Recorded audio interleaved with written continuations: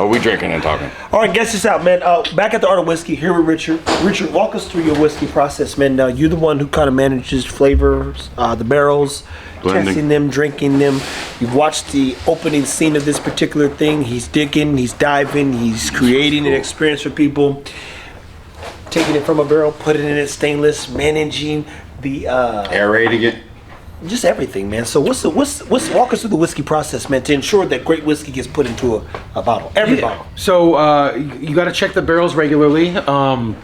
There's usually about 10 or 15 barrels that are the front of the line for checking, and that's usually what we're getting into probably every single day. So those are like priorities. Yeah, they're the A students every day or every other day or every third day. Those are the ones we're really looking at because they're so close that they just need a little something extra that can happen with the weather or temperature, all of the changes and fluctuations that happen just regularly. You got to watch those too, right? Exactly. They change. To just push those over. Yeah. Then there's usually 2 or 3 things that we have in our back pocket that we know 2 things get along on a certain day that might make a banana pudding or might make like a orange dreamsicle or something like that, and then there's usually 2 or 3 projects that customers are wanting, like that Bapple project that we've got going on right now for the Den and stuff like that. Sure. And then outside of that, you've got your B students, your C students, your D students that usually check every other week or every 2 weeks, things like that.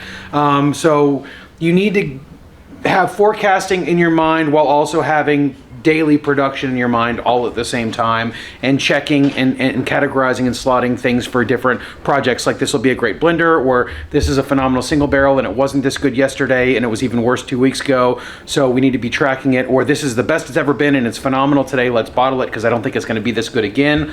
All of that, plus we have blends that are back there cooking in stainless. They're not maturing because they're not still in contact with oak inside of a barrel, but they're still marrying. Exactly. Yes. So you need to check in on those because when they're ready, they're ready. You know what I mean? You don't want to go too far. Yeah, all of that, and you want to lock it in glass when it's at that opportune moment, because that's what people are going to have when they fresh crack it. Do you find that weather or barometric pressure, does that fuck with these barrels and make them sing or do well? All of it, yeah. All of it seems to mess with them. That's pretty cool. Yeah. That's a lot of metrics to try to deal with too in your mind. Yeah.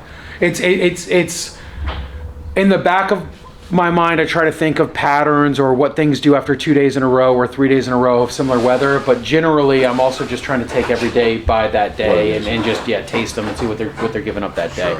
Sure. We're working on some software with QR codes and being able to record notes from the last time we checked in on it, the flavor profile that it was the last time we checked in on it, the yield that it was the last time we checked in on it, what the score would be the last time we checked in on it. That's cool. And so we can then go up to a barrel and go like, what are the last 5 things, the last 5 times we got into this barrel across 8 months, 6 months, 4 months, depending upon how good the barrel is at that time. Go, well, there was a lime note that seems to be going away, or there was a cherry note that seems to be ramping up, or the proof is dropping, or the proof is climbing. All of those things.